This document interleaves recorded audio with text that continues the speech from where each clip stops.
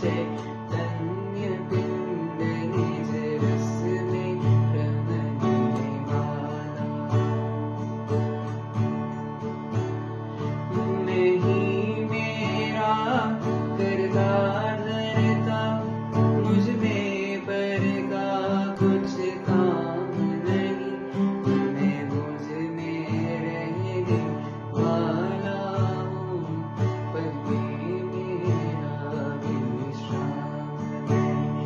मैं ज्ञानानंद स्वभावी हूँ, मैं ज्ञानानंद स्वभावी हूँ।